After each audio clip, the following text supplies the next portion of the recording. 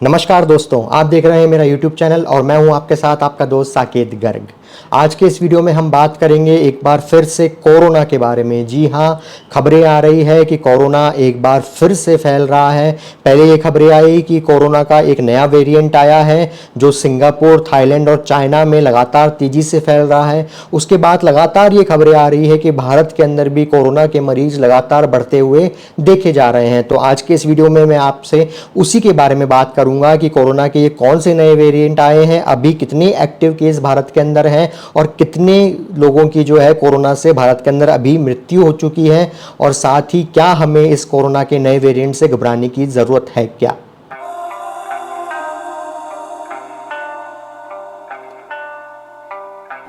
आज तारीख है 31 मई 2025 और जब मैं ये वीडियो बना रहा हूं तो जो डेटा आ रहा है उसके अनुसार अभी तक भारत के अंदर कोरोना के 3200 से ज़्यादा एक्टिव केस हैं और साथ ही अभी तक 20 से ज़्यादा लोगों की कोरोना से मृत्यु भी हो चुकी है। साथ ही यहाँ पे बताया जा रहा है कि अभी तक भारत के अंदर कोरोना के नए 4 वेरिएंट भी मिल चुके हैं। अगर सबसे पहले हम स्टेट वाइज बात करें कि भारत के किस राज्य के अंदर कोरोना के कितने एक्टिव केसेस हैं, तो उसमें सबसे पहले नाम आएगा केरला और महाराष्ट्र का। क्यों आएगा? वो इसलिए आएगा क्योंकि अकेले ये दो ऐसे राज्य हैं जिनके अंदर भारत के कुल जो एक्टिव केसेस हैं, जो मैंने आपको बताया कि 3200 से ज़्यादा हैं, उनके 60% केसेस जो हैं वो अकेले केरला और महाराष्ट्र में ही मिल रहे हैं। अगर हम केरला की बात करें तो केरला में इस समय बताया जा रहा है कि 1147 एक्टिव केसेस हैं कोरोना के। वहीं अगर हम महाराष्ट्र की बात करें तो महाराष्ट्र में बताया जा रहा है कि इस समय 681 एक्टिव केसेस हैं कोरोना के। महाराष्ट्र और केरला के बाद में अगर हम बात करें दूसरे राज्यों की तो बताया जा रहा है कि दिल्ली के अंदर इस समय 294 एक्टिव केसेस हैं, वहीं कर्नाटका में 234 एक्टिव केसेस हैं,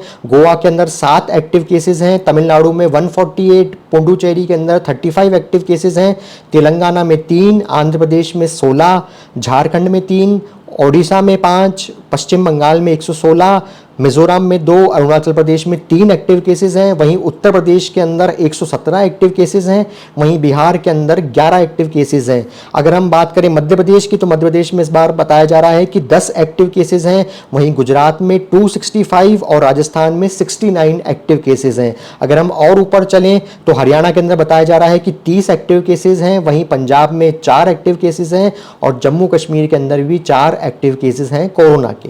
वहीं अगर हम बात करें कि कोरोना से अभी तक किस राज्य में कितनी मृत्यु हो चुकी है, तो देखिए जो मीडिया की रिपोर्ट्स के अनुसार आंकड़ा आ रहा है वो आ रहा है कि कोरोना से अब तक भारत के अंदर 20 मृत्यु हो चुकी है, लेकिन अभी तक इन 20 की 20 मृत्यु की ये पुष्टि नहीं हो चुकी है सरकार की तरफ से कि ये सभी 20 मौतें जो है कोरोना से हुई है। लेकिन मीडिया रिपोर्ट से ही कह रही है कि ये सभी मृत्यु जो है कोरोना से ही हुई है। जिन 20 मृत्यु की बात की जा रही है कोरोना से हमारे देश के अंदर, उसमें बताया जा रहा है कि महाराष्ट्र, केरल और राजस्थान, उत्तर प्रदेश, मध्य प्रदेश में कुल 13 मरीजों की मृत्यु हो चुकी है। कर्नाटक के अंदर बताया जा रहा है कि 3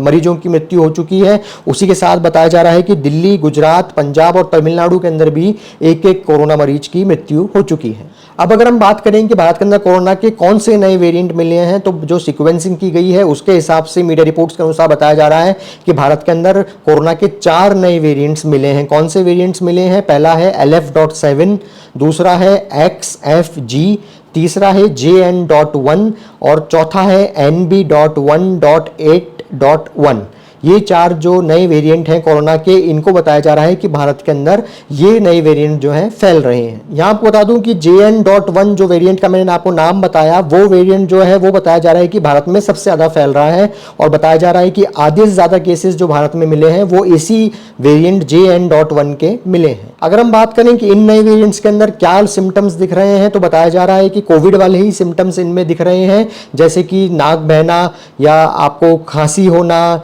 या आपको बुखार आना, सिर दर्द होना, मांसपेशियों में दर्द होना या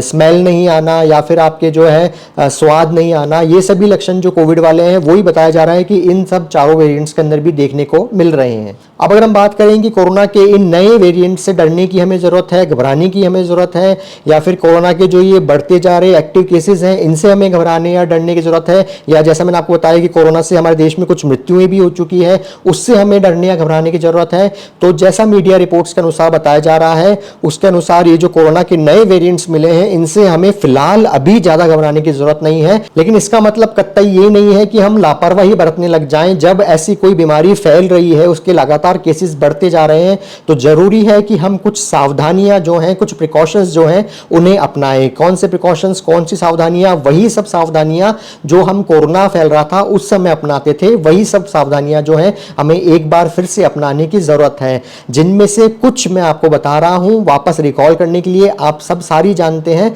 लेकिन कुछ वापस मैं आपको रिकॉल करा रहा हूं, जैसे कि हाथों को बार बार धोएं, किसी भी सार्वजनिक जगह पर जो है मास्क लगाकर जाने की कोशिश करें, अपने बच्चों को विशेषकर जो है सार्वजनिक जगह पर जब वे जाएं तो उन्हें मास्क पहनाएं, सर्दी खांसी जुकाम के मरीजों से आप दूर रहें, और जो बेसिक एटिकेट्स हैं सर्दी खांसी जुकाम के समय काम में लिए जाने वाला, उनका इस्तेमाल करें। और साथ ही अपने बच्चों को भी इस तरफ जो है प्रेरित करें कि वे भी सर्दी खांसी जुकाम के टाइम जो है बेसिक एटिकेट्स जो है उनका पालन करें। साथ ही भीड़-भाड़ वाली जगह जाने से ज़्यादा बचें, सैनिटाइजर का उपयोग करें, और अगर आपको किसी भी प्रकार के लक्षण दिखते हैं, सर्दी खांसी जुकाम, बुखार, सिर दर्द या कोरोना से रिलेटेड कोई भी सिम्टम दिखते हैं, तो जल्द से जल्द अपनी जांच कराएं, डॉक्टर को दिखाएं। पैनिक ना करें, घबराएं नहीं, लेकिन सावधानी भी रखें, लापरवाही ना अपनाएं। मैं आशा करता हूं ये वीडियो आपको पसंद आया होगा। इस जानकारी को ज़्यादा से ज़्यादा लोगों तक शेयर करना ना भूलें, और अगर आपने अभी तक मेरे चैनल को सब्सक्राइब नहीं किया है तो नीचे सब्सक्राइब का बटन दबाकर मेरे चैनल को सब्सक्राइब करना ना भूलें।